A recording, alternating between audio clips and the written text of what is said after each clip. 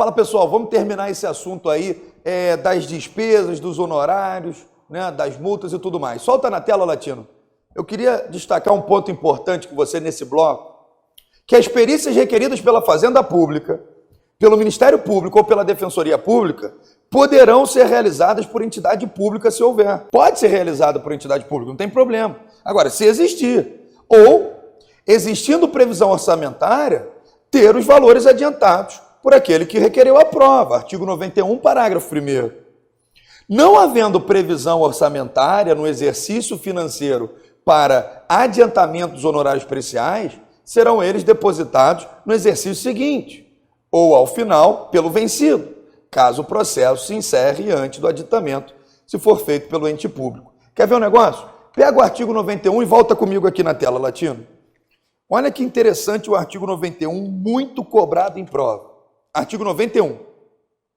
As despesas dos atos processuais praticados a requerimento da Fazenda Pública, do Ministério Público ou da Defensoria Pública serão pagos ao final pelo vencido.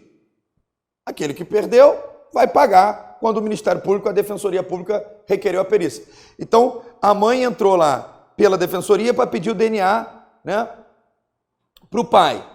Aí, meu amigo, se o pai perde a ação, ele paga. É a regra lá do artigo 91.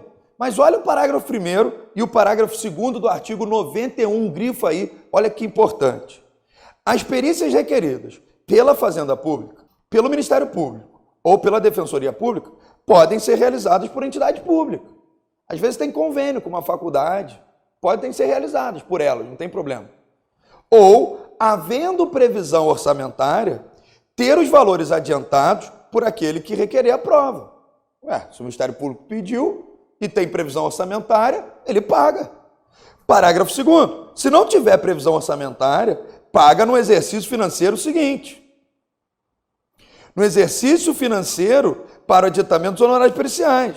Eles serão pagos no seguinte ou ao final, pelo vencido, se o processo se encerrar antes do aditamento feito pelo ente público. Então, assim, tem muita gente que acha quando o Ministério Público, a Defensoria Pública pede a perícia, ninguém paga nada não, o perito não... Não, calma aí. Pode ser feito por uma entidade conveniada, a UF, a UERJ, um laboratório conveniado à Defensoria, não tem problema não. E se tiver previsão orçamentária, paga. Se não tiver, paga no ano seguinte. Mas é lógico que volta aquela regra de quem perde, paga. Qualquer coisa, o vencido paga. Solta na tela, Latino. Ainda sobre essas despesas processuais, tem uma questão interessante que é o seguinte, nesse segundo parágrafo que aparece na sua tela.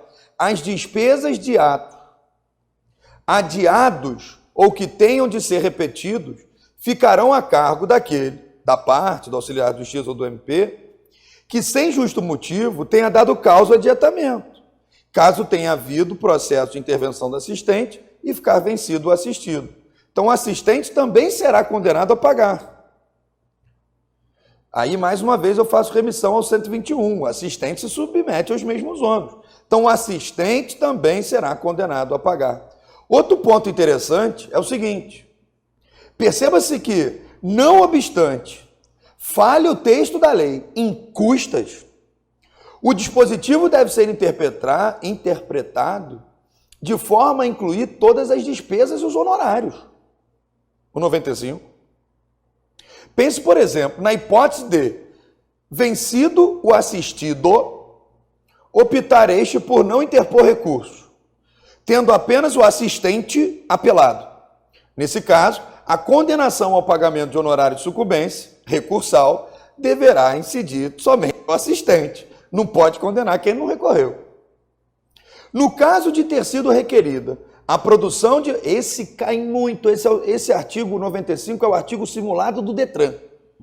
No caso de ter sido requerida a produção de prova pericial, incumbe à parte que a requereu adiantar os honorários do perito. Determinada produção de prova de ofício, ou tendo sido ela requerida por ambas as partes, deverá o depósito prévio dos honorários ser rateado entre as partes, podendo o juiz determinar que a parte responsável deposite em juízo o valor correspondente à remuneração. Volta aqui comigo. Cara, simulado do Detran, artigo 95, cai toda hora. Quem paga a perícia é quem pede. Quem requereu é quem pede. Mas o que acontece às vezes na prática? O autor não pediu, o réu não pediu. Se o juiz pediu, ambas as partes vão ratear a perícia. Ambas as partes vão ratear a perícia. Tá bom? Então, toma muito cuidado, solta na tela aí, Latino, para a gente concluir. Olha só que interessante. Registra-se, esta regra, não é uma boa disposição. Por quê?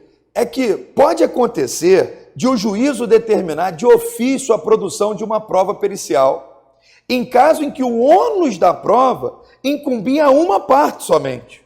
Pois, nesse caso, nada haverá, muito ao contrário, que estimule a parte contrária a participar do rateio, que era a outra parte que teve que pagar. Afinal, a ausência da prova beneficiará, muito mais correto teria sido, data máxima vênia, impor o ônus de adiantar os honorários periciais àquele que tinha o ônus de produzir a prova. Vem comigo aqui, rapidinho. O que eu estou querendo te explicar nesse slide aqui? O artigo 373 do Código de Processo Civil diz: incumbe ao autor alegar e provar o fato constitutivo do seu direito. Então, quem tem que provar fato constitutivo? O autor. Incumbe ao réu provar o fato impeditivo, modificativo ou extintivo do direito do autor. Então, quem tem que provar fato extintivo, modificativo ou impeditivo? O réu. Então, qual é a crítica que nós, professores, fazemos desse artigo 95? Olha, se tem duas partes, autor e réu, e nenhum dos dois pediu a prova, mas quem tem que provar o fato constitutivo é o autor, não faz sentido o juiz que pediu a prova determinar o pagamento também do réu, porque quem tem que provar é o autor. E se o réu não paga, ele vai ser beneficiado do mesmo jeito.